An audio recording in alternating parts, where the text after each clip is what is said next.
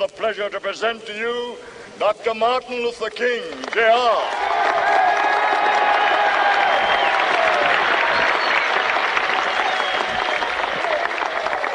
I am happy to join with you today in what will go down in history as the greatest demonstration for freedom in the history of our nation.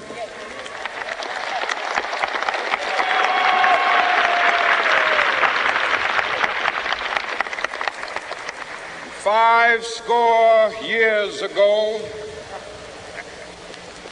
a great American in whose symbolic shadow we stand today signed the Emancipation Proclamation. This momentous decree came as a great beacon light of hope to millions of Negro slaves who had been seared in the flames of withering injustice. It came as a joyous daybreak to end the long night of their captivity. But 100 years later, the Negro still is not free. 100 years later, the life of the Negro is still sadly crippled by the manacles of segregation and the chains of discrimination. 100 years later, the Negro lives on a lonely island of poverty.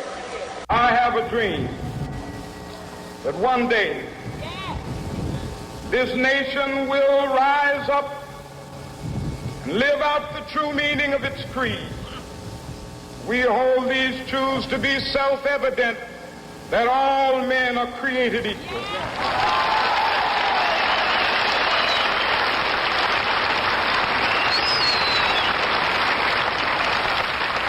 I have a dream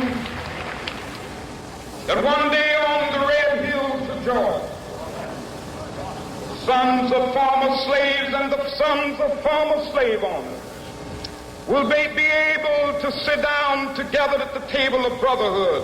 I have a dream that one day,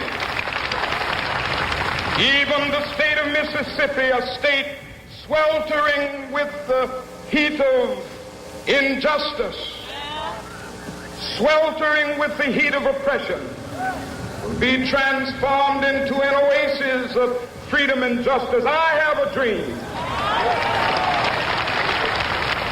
My four little children will one day live in a nation where they will not be judged by the color of their skin, but by the content of their character. I have a dream today.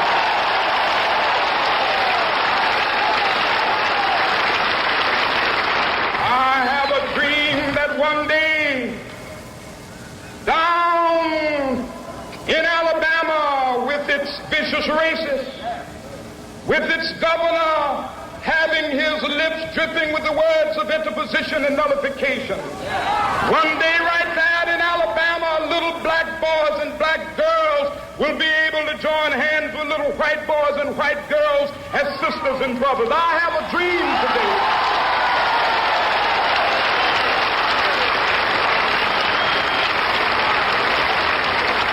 I have a dream that one day every valley shall be exalted, and every hill and mountain shall be made low. The rough places will be made plain, and the crooked places will be made straight, and the glory of the Lord shall be revealed, and all flesh shall see it together.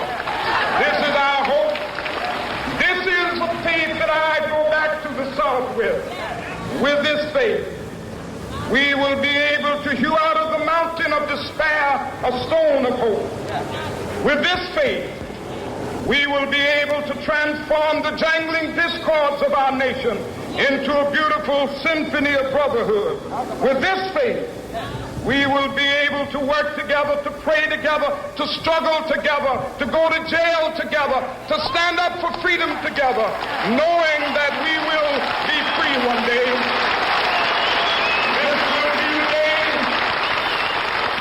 This will be the day when all of God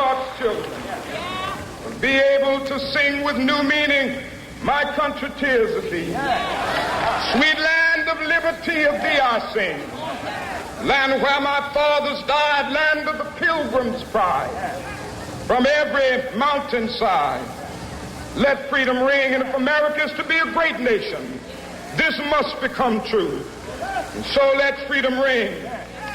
From the prodigious hilltops of New Hampshire, let freedom ring.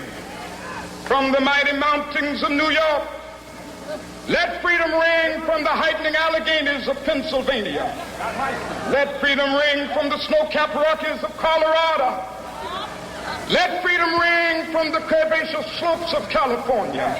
But not only that, let freedom ring from Stone Mountain of Georgia. Let freedom ring from Lookout Mountain of Tennessee. Let freedom ring from every hill and molehill of Mississippi, from every mountainside. Let freedom ring, and when it happens, when we allow freedom ring, when we let it ring from every village and every hamlet, from every state and every city, we will be able to speed up that day when all of God's children, black men and white men, Jews and Gentiles, Protestants and Catholics, will be able to join hands and sing in the words of the old Negro spiritual, free at last, thank God Almighty.